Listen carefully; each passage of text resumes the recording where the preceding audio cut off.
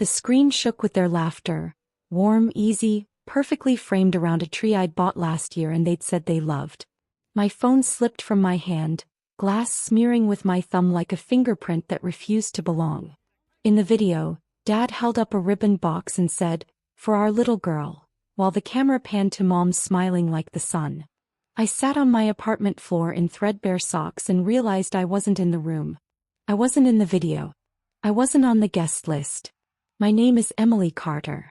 And from wherever you're watching this, stay with me. Have you ever been treated like a stranger in your own family? They'd texted a cheerful group photo an hour earlier. Faces I had loved framed in merry confetti, but the invite that mattered never arrived.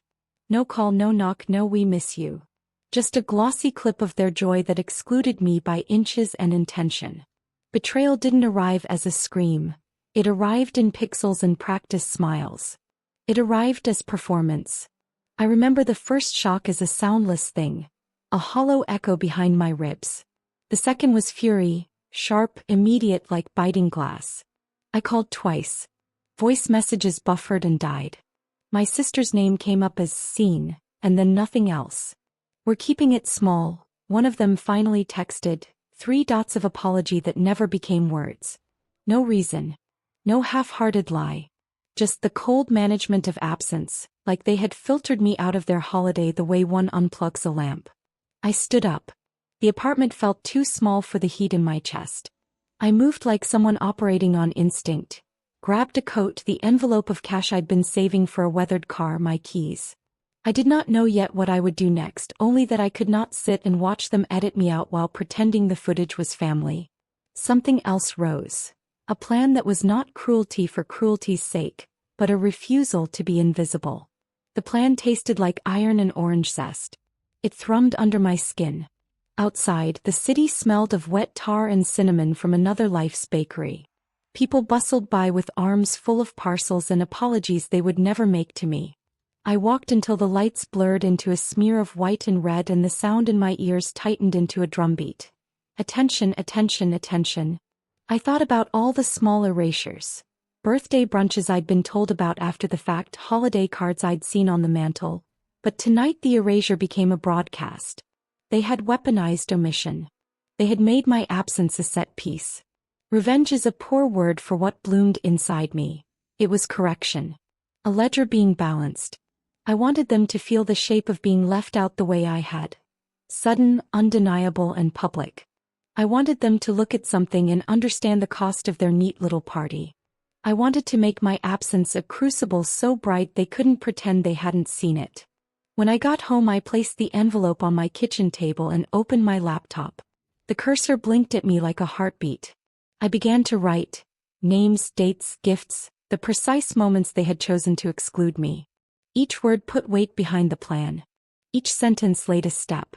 By the time the city's church bells struck 10, I knew exactly what I would send them for Christmas. The problem was not the gift. The problem was the memory I wanted to sew into it. I folded the list and slid it into my pocket, thumb tracing the creased edge like a promise. Tonight they had given me a reason to be dangerous. And I was learning how to use it. I didn't sleep that night. The city hushed around me, 1,000 apartments breathing in their dreams while I sat at my kitchen table, lit only by the yellow halo of a desk lamp and the low hum of a heart that refused to rest. I opened my old photo box, the one they'd never asked about when I moved out. Inside were the fragments of a daughter they once claimed to love, a family photo from Yosemite, a Christmas card signed "Love Always," a bracelet my mother gave me the day I left for college. Love always. What a lie. My name is still written on those keepsakes, but the way they look at me now, I might as well be a stranger at their door. So I decided to remind them of what they'd erased. Not through shouting, not through tears, but through precision. The idea came slow and perfect. A gift that would make them remember me in a way they couldn't ignore or delete. Something beautiful on the surface, but impossible to unwrap without seeing what they'd done. Something that would force them to sit at their perfect Christmas table and face the reflection of what family really looked like when love turned selective. I started with the wrapping. Red satin paper, gold ribbon, elegant and expensive, the kind my mother adored. I ordered a porcelain snow globe online, custom-made, Inside, not a quaint winter village, but a tiny replica of our old house, the one I grew up in.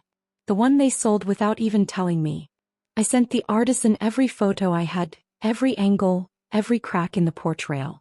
I told her make it perfect. When it arrived, it was hauntingly beautiful.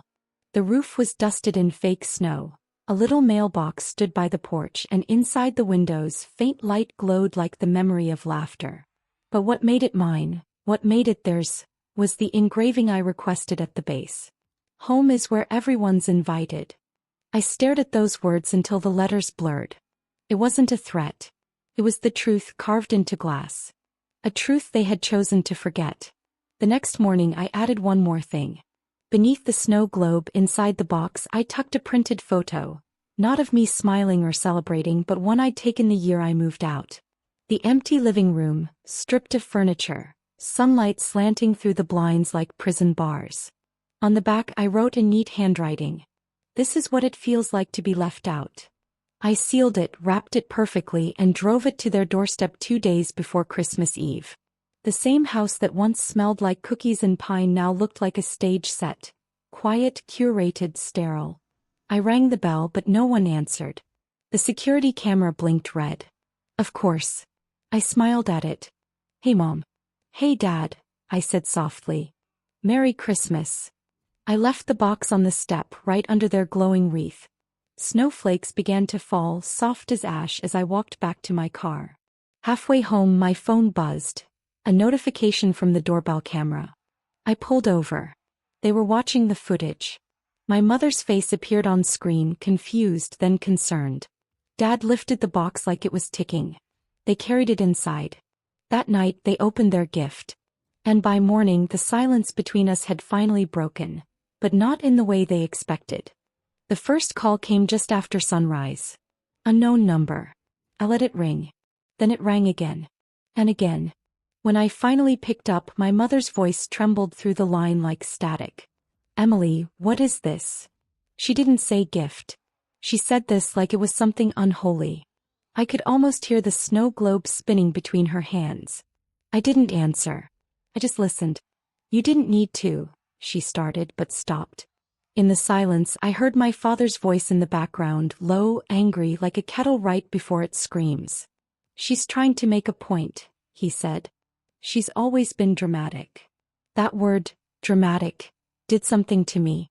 It was the same word he used the day I left home, suitcase by the door, tears swallowed like medicine. Back then he said it like a diagnosis. Now it was a defense. A way to avoid the mirror I'd placed in their hands. I hung up. Hours passed. The sun slid across my window, soft and golden, like it didn't care who loved who. I tried to focus on work, on anything else, but my phone wouldn't stop buzzing. Texts, missed calls, even a voicemail from my sister, her tone rehearsed. You really hurt them. Mom's been crying. Why'd you have to do something so weird? Weird. Right. Not cruel, not wrong, just weird. Because it's easier to label pain than to feel it. That evening I sat at my kitchen table again, same yellow lamp, same hum. I opened my laptop and began typing, not to them but to the world. I started a Reddit post. Title, My parents didn't invite me to Christmas. So I sent them a gift they'll never forget. The cursor blinked, waiting. And then I told everything. The years of quiet exclusion, the wedding they skipped, the messages left unseen, the perfect family photos where my seat at the table was just gone. I didn't name them, didn't need to. The truth was already universal. By the time I finished, my fingers were shaking. I hit post. At first it was nothing. A few comments, then a few hundred. People understood. Strangers did what family hadn't, they listened. Thousands of hearts beat in the comments, telling me they'd been through the same thing. You're not crazy. You deserved to be there. The gift was poetic. By midnight my post was trending. And then I got the text. From Dad. Just 2 words. Pick. Down. No greeting. No apology. Just control reasserted. The old tone that used to make me fold. I didn't reply. But something deep inside me, that quiet aching part that used to beg for love, exhaled. Because for the first time I wasn't the one being erased. They were. By morning, the post had over 1 million views. Someone had screenshotted the snow globe from their living room camera. How, I'll never know. And now it was circulating like a ghost story. People called it the family that forgot their daughter. Mom stopped calling. Dad stopped texting. But silence isn't peace. It's pressure waiting to break. And 3 days later, it did. 3 days after the post went viral, I came home to find a letter taped to my door. No return address. Just my name, written in my mother's looping handwriting. The same cursive that once signed my permission slips with hearts over the eyes. My throat tightened before I even opened it. Inside were 2 things. A single-page note and a photo. The note read, "Emily, we didn't mean to hurt you. You've always been sensitive, and your post, it's everywhere now. People at church are talking. Your father can't even go to work. You need to understand how serious this is. Take it down. Please. Love. Mom." The photo was worse. It was me, 10 years old, grinning, frosting smeared on my nose at one of our Christmas dinners. Behind me, my parents smiled, proud and happy. But on the back, in Dad's handwriting, were 3 words. "This is family." It wasn't an apology. It was a warning. I sat on my couch for a long time, staring at that photo until the colors felt foreign. The girl in it looked so small, so eager to be loved. I didn't recognize her anymore. That version of me hadn't learned yet that love in our house had terms and conditions. Then my phone buzzed again, not from them but from the outside world. A local radio host had mentioned my story on air. A reporter wanted to interview me about modern family estrangement. Someone had even found my parents' Facebook profile and started leaving comments under their Christmas photos. So this is the family that left their daughter out? That gift was a masterpiece of karma. How do you smile knowing your child's outside in the cold? The internet had taken sides. And for once, the side wasn't theirs. That night I got a call, blocked number. I almost didn't answer, but curiosity is stronger than peace. "Emily." My father's voice was low, unfamiliar. "You've made your point. Now stop." "I made a point," I said, voice trembling. "But I don't think you understand it yet." He sighed, that long, heavy sigh I knew by heart. "You've embarrassed this family. You think strangers on the internet know the truth? You think they care? You're our daughter, and you're making us look like monsters. Then stop acting like them." The silence that followed was colder than anything I'd ever felt. Then quietly he said, "You're not welcome here anymore, Emily. Not ever." The line clicked dead. For a moment I just stood there, phone still to my ear, hearing the echo of words I'd always feared but never heard out loud. Then I smiled. Not because it didn't hurt. It did deeply. But because something inside me had finally broken clean. The part that still hoped they'd change had finally died. I walked to the window, looking out at the city lights, each one flickering like a heartbeat. Somewhere people were laughing, wrapping gifts, making memories that would not need proof to exist. That night, I poured myself a glass of wine and opened my laptop again. I didn't delete the post. Instead, I wrote another one. Title: My parents disowned me after I told the truth.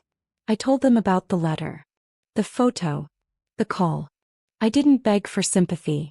I just told it straight, every word crisp and cold like glass. By morning, the second post went even bigger. The comments turned from empathy to outrage. Thousands of people calling my parents out, demanding accountability. And somewhere in that chaos, an idea began to take root. Not of revenge this time, but revelation. Something bigger than a snow globe or a post. I didn't want to destroy them. I wanted to show the world exactly who they were in their own words. And as fate would have it, they'd already given me the means to do it. The moment they disowned me, something in my chest unclenched. It wasn't relief. It was clarity. If they wanted exile, then let the world see why. I had the posts, the snow globe footage, their texts, the letter taped to my door. Those were facts. Facts have teeth. Facts don't beg. Facts make witnesses. My name is Emily Carter. And from wherever you're watching this, keep watching. Have you ever watched someone rearrange the truth until it fit a story they liked? I started with paperwork. Bank transfers to their house. Old holiday receipts with my name tucked into the memo lines. Invitations I'd been told were small family things that I later discovered were weeks-long planning threads. I printed everything. Every scene with no reply, every passive-aggressive holiday caption, every message where they decided my absence was convenient. I made copies until my apartment looked like evidence at a trial. Then I did something that felt dangerously calm. I made a list of people they performed for. Pastor Jim at Pleasant Grove. Mr. Hanson at the law firm who'd written Dad a glowing LinkedIn recommendation. My sister's book club. The little neighborhoods where they smiled and nodded and traded casseroles. Places that believed in their curated kindness. Places that deserved to know the full choreography. I packaged the proof into a memory book. Leather-bound, professional. On the first page I printed that childhood photo Dad had written on, the one with frosting on my nose, and beneath it the line, "This was real." What came after was choice. Then I laid out the receipts, the texts, the videos, each item annotated with dates and short clinical notes. No rhetorical flourishes. Just the timeline of omission. I mailed copies to 9 addresses. The church office, Dad's firm, my sister's book club coordinator, the neighborhood association, and a local reporter who'd messaged me earlier. I included a short note to each recipient. If you value family, read this. If you value truth, share it.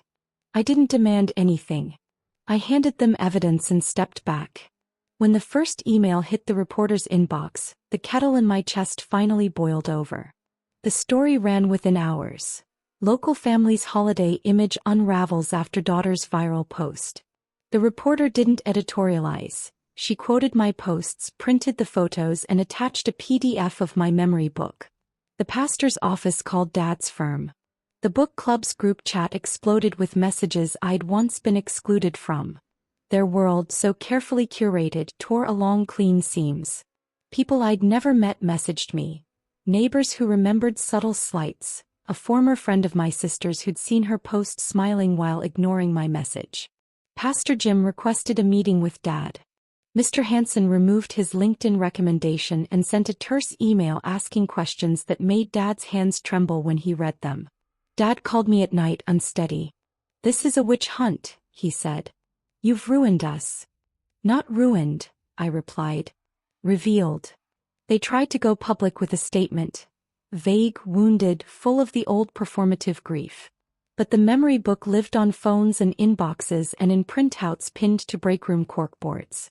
It was no longer a private argument about who sat at which table. It was a record, a public ledger of choices. The twist came the morning the shelter called. I'd sent my final copy, not to shame but to return what they'd refused: compassion. The shelter director's voice was quick and bright. "Emily, we got your donation," she said. $500 marked in the names of those who forgot. "We're using it for winter coats." For a second I imagined my parents opening the paper and seeing the receipt. $500. In their names. A public proof that someone was being cared for while they chose exclusion. I didn't know if they'd feel guilt or fury. I only knew the truth had a pulse now and it would not stop moving. When the first winter coat was handed to a woman who smelled like gasoline and hope, I watched a photograph of her leaving the shelter with it. A small, fierce defiance. I saved that image and slid it into the back of my memory book before I mailed a copy to every neighbor on Dad's frequent talk list. They wanted me gone. I made them seen. The storm didn't arrive with thunder. It came as whispers. First, the neighborhood group chat turned sour. Screenshots of my parents' old Christmas posts circulated with captions like, "Some family, huh?" and "Guess perfect pictures hide a lot." Then came the article, syndicated, reshared, dissected. People they'd known for years suddenly had opinions, and not the kind that could be smoothed over with pie and small talk. By New Year's Eve, my parents' perfect little world had fractured. Mom stopped showing up to church. Dad's firm placed him on administrative leave after a client complained that his personal scandal made the company look bad. My sister deleted her social media, then posted one cryptic Instagram story. A blurry photo of her wine glass with the words, "Told you she'd ruin everything." Maybe I should have felt satisfaction. Maybe I should have laughed. But when I saw that photo I just felt hollow. Because revenge, no matter how justified, isn't clean. It's a storm that drenches everyone, even the one holding the umbrella. My phone kept buzzing, DMs, emails, interview requests. Would you like to share your side? Can we feature your post in a docuseries about family estrangement? Everyone wanted the next chapter, the next confession, the next tearful moment. But my story wasn't content. It was the sound of a daughter learning what silence costs. One night, near midnight, I got another call from a number I didn't recognize. This time I answered. "Emily," the voice said quietly. "It's me. My mother." Her tone wasn't angry. It wasn't proud either. It was the kind of tired that lives in the bones. "Your father barely sleeps," she whispered. "The neighbors won't look at us. I can't even go grocery shopping without someone staring. You've destroyed our reputation." I almost laughed. "Reputation," I said. "That's all this ever was to you." There was silence on the line, long enough for me to hear her breathing tremble. "You were always so sensitive," she said finally, like that explained everything. "You took everything so personally." "Because it was personal," I snapped. "You erased me." Then something unexpected happened. Her voice broke. "Do you think it was easy for us? You always made things complicated. You always reminded us of what we didn't get right." That hit harder than I expected. For a moment the room felt small again, like I was 10 years old standing by the door in my Christmas dress, waiting for them to notice me. "I never wanted to ruin you," I said quietly. "I just wanted you to see me." Mom didn't answer. She just exhaled softly, then said, "You've made sure everyone sees you now." The line went dead again. That night I sat by my window watching snow fall under the streetlights, the kind that muffles sound and makes the world look peaceful even when it isn't. I thought about the shelter, the winter coats, the strangers who felt warmth because of that money. I thought about my family's empty house, their dark tree, the silence they'd built themselves into. Revenge had done its job. But closure, that was something different. I opened my laptop again, not to post, not to expose, but to write a letter. Not to them, not to the internet, but to the version of me who once begged for belonging. "You did it," I wrote. "You were seen. You were heard. Now learn how to forgive without letting them back in." Outside, the wind howled like it was carrying stories away. And I realized, maybe the next chapter wasn't about revenge. Maybe it was about release. But storms have aftershocks. And mine wasn't done yet. It was a gray, bruised morning in late January when the knock came. 3 soft taps, hesitant, polite, the kind that carried guilt in their rhythm. I almost didn't open the door. But some small, foolish part of me, the daughter who still wanted to be seen, reached for the handle anyway. Mom stood there. No makeup. No jewelry. Her coat half-zipped, snow melting in her hair. She looked smaller somehow, like the years of curated perfection had finally collapsed under their own weight. Behind her, the world was white and empty. Inside me, everything was noise. "Hi," she said. Just that. I didn't invite her in, but she stepped forward anyway, like she used to when I was too slow to say yes. Her eyes darted around the apartment. The stack of printed articles, the unopened letters, the snow globe on the table. "You kept it," she murmured, nodding toward it. "I made it," I said flatly. She sighed, brushing her fingers over the globe's glass surface. "It's beautiful." "It wasn't supposed to be," I said. Her hand froze. "I know." For a moment neither of us spoke. The city hummed outside, traffic, wind, the distant whistle of a train, and I realized how long it had been since we'd shared silence that wasn't heavy with expectation. Then she said, "Your father's leaving the firm. He says you ruined his life." I almost laughed. "Funny. He said I wasn't part of it." Her eyes flinched, but she didn't argue. "I came to tell you, you got what you wanted. Everyone knows what we did. You've punished us enough." I studied her face. The same face that used to tuck me in at night, that used to look proud when I brought home drawings for the fridge. It looked older now, cracked around the edges. "This was never about punishment," I said. "It was about truth." She shook her head, eyes wet. "Truth doesn't have to destroy people, Emily.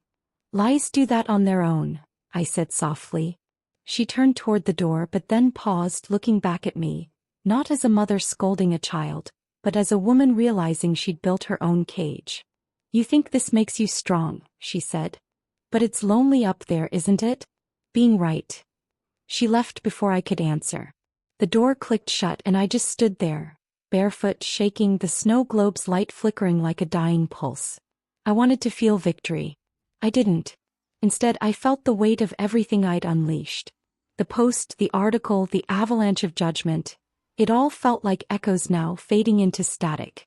The world had seen my pain, but it hadn't healed it. That night I went for a walk. The air was sharp, the streets still lined with the remains of Christmas lights. Faint, blinking, forgotten.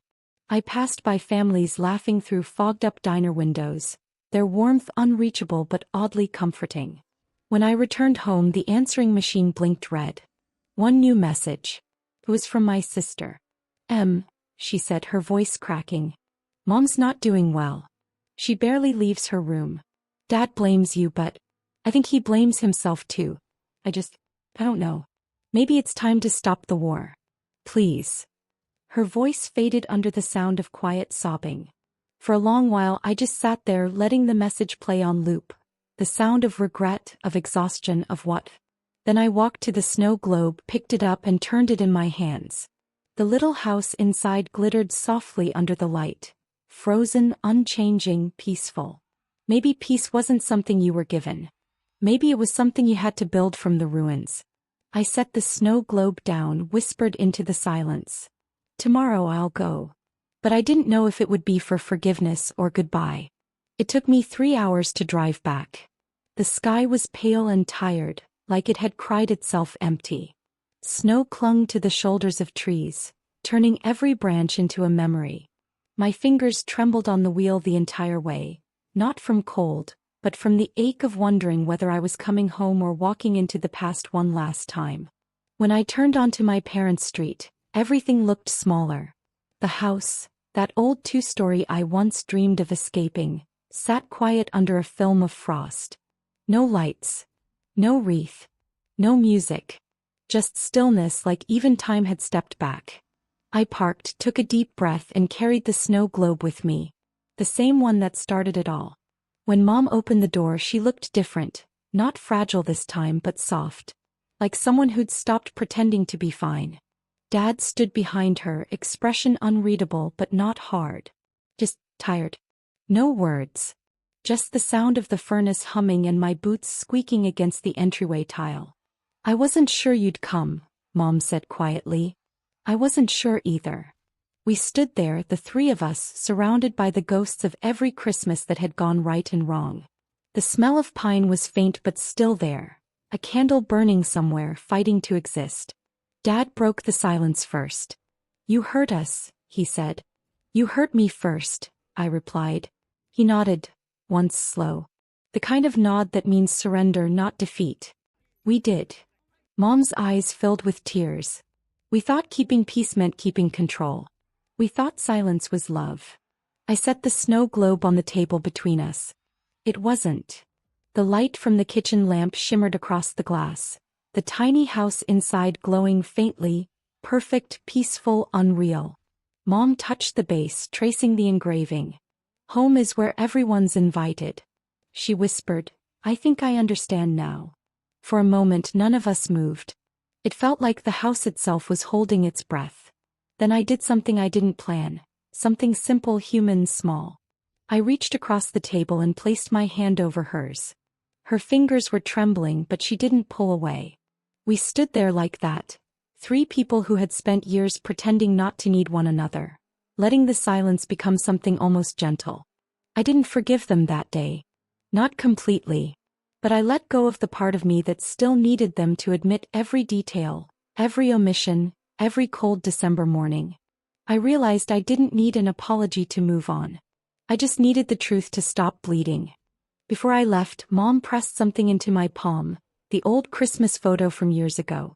The one where I had frosting on my nose and laughter in my eyes. On the back the words had changed. Now it read, "This is family. If you still want it." I smiled just barely. "Maybe someday," I said. Outside the air was crisp and new. I walked to my car, turned the key and glanced once more at the window. Through the glass I saw them standing together holding the snow globe, a small fragile light between them.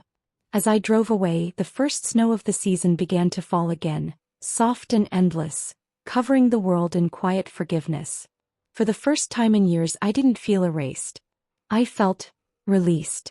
And in the reflection of the rearview mirror I whispered to the girl I used to be. The one who waited, the one who hurt, the one who finally spoke. You're home now.